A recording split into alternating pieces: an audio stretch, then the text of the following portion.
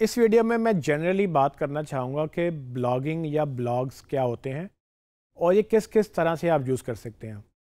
इसकी बेशुमार टाइप्स अब बन चुकी हैं, जबकि ये बेसिकली डायरी लिखने को कहा जाता था।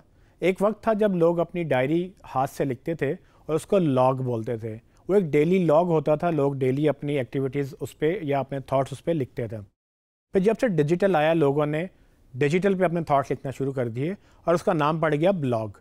अब ब्लॉग जब चलता रहा, एडवांस होता रहा, टेक्नोलॉजी आती रही, तो ब्लॉग की शक्ल बदलना शुरू होगी और वो जो ब्लॉगिंग की एक्टिविटी है वो डिफरेंट तरह से नाम उसके रखे गए और डिफरेंट तरह से कहलाए जाने लगे। फॉर एग्जांपल, ट्विटर आया तो उसने लिमिट कर दिया कि जी आप 140 कैरेक्टर से ज़्यादा टेक्स्ट लिख ही नहीं सकते। तो जब लोग उस पर अपने थॉट्स लिखते थे विद इन लिमिटेड करेक्टर्स, तो उसको माइक्रो ब्लॉगिंग का नाम दिया गया कि जी ये माइक्रो ब्लॉगर हैं। उसको माइक्रो ब्लॉगिंग क्यों कहा गया? क्योंकि लोग लिखते एक तरह से डेली के थॉट्स ही थे, वो कुछ भी टॉपिक पे हो सकते हैं, लेकिन वो बड़े स्मॉल मतलब लेवल पे, यानी कि सिर्फ सिंपल टेक्स्ट। तो वो माइक्रो ब्लॉगिंग कहलाई। फिर जब वीडियो आम हुई तो लोगों ने इसको वीडियो ब्लॉगिंग की बजाय वी लॉग कहना शुरू कर दिया, यानी कि वो वी लॉग्स कहलाए और वी लॉग्स फिर यूट्यूब पे भी और फिर फेसबुक पे और बड़े प्लेटफॉर्म्स उस पर आ गए। अब फिर जब इंस्टाग्राम था तो इंस्टाग्राम के ऊपर लोगों ने सिर्फ फ़ोटो ब्लॉग शुरू कर दिए।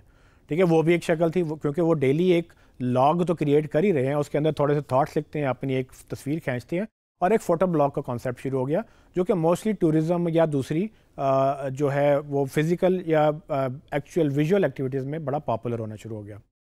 अब इसी तरह से जैसे जैसे प्लेटफॉर्म बदलेंगे तो ब्लॉगिंग की डिफरेंट टाइप्स भी आपको और भी शायद नज़र आएँ। अब जब ऑडियो ब्लॉग्स आए, लोगों ने ऑडियो पे बात करना शुरू की, तो उसको लोगों ने पॉडकास्टिंग कहा। ऑडियो ब्लॉग्स नहीं कहते, पॉडकास्टिंग कहते हैं। बात तो वही है कि लोग अपने थॉट्स सिर्फ बोल के रिकॉर्ड कर रहे हैं और उसको लोगों तक पहुंचा रहे हैं। अब हमने ये अंडरस्टैंड करना है कि ब्लॉगिंग बेसिकली किस किस तरह से हमारे लिए फ़ायदेमंद है।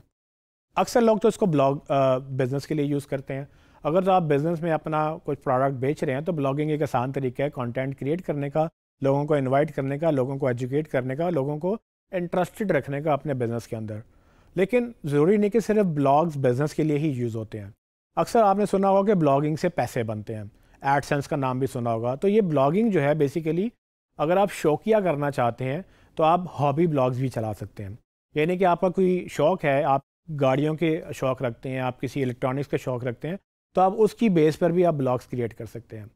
अब इसमें हरगिज़ नहीं है कि आप सिर्फ अगर किसी वैसे अगर मोबाइल्स का आपको शौक़ है, आप मोबाइल बेचते नहीं हैं लेकिन मोबाइल रिव्यूज़ ज़रूर करते हैं, नया मोबाइल आया उसकी आप बात करना चाहते हैं, तो लिखे बगैर भी तो बात हो सकती है, आप बोल के भी तो बात कर सकते हैं। सो ब्लॉग के अंदर कंटेंट का जो फॉर्मेट्स हैं वो चारों के चारों यूज़ आप कर सकते हैं, बट मकसद बदल जाता है। अगर आप ब्लॉग पैसों के लिए बना रहे हैं तो आप बिल्कुल उसको न्यूज़ की कैटेगरी में लेके जा सकते हैं, आप उसको एजुकेशनल कैटेगरी में लेके जा सकते हैं, रिव्यूज़ कर सकते हैं, आप नई नई चीज़ों के बारे में बात कर सकते हैं, आप ऐसी बातें कर सकते हैं जो कि कोई और नहीं कर रहा। अक्सर आपने देखा होगा कि ऐसे बड़े बड़े ब्लॉग्स बन चुके हैं पाकिस्तान के अंदर भी और इंटरनेशनली भी, जो कि एक प्रॉपर न्यूज़पेपर नहीं है लेकिन न्यूज़पेपर से ज़्यादा रीडरशिप रखते हैं।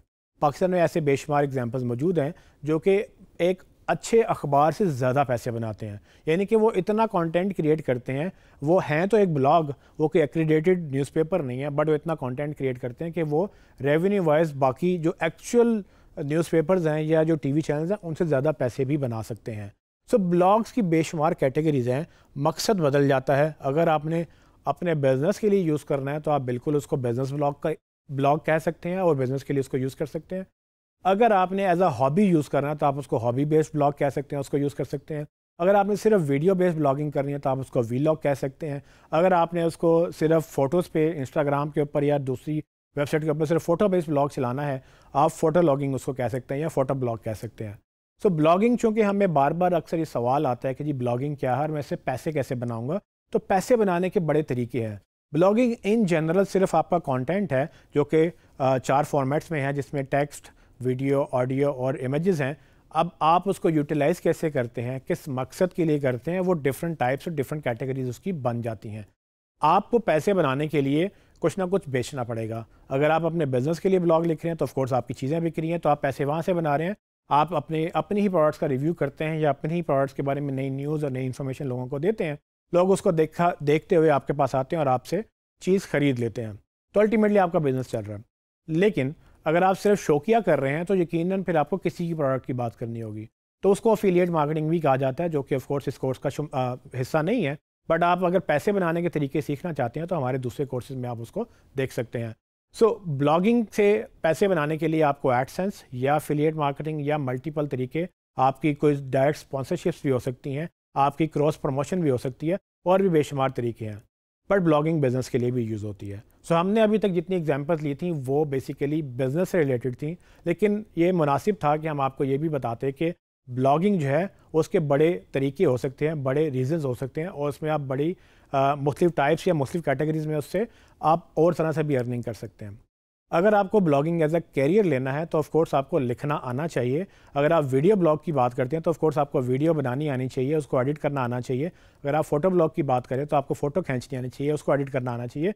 तो हर तरह के ब्लॉग के अपने पैरामीटर्स हैं, बट ब्लॉगिंग इन जनरल जो है वो कंटेंट मार्केटिंग ही है, और उसको अब हम कंटेंट मार्केटिंग भी कह सकते हैं, ब्लॉगिंग भी कह सकते हैं, कंटेंट क्रिएशन भी कह सकते हैं।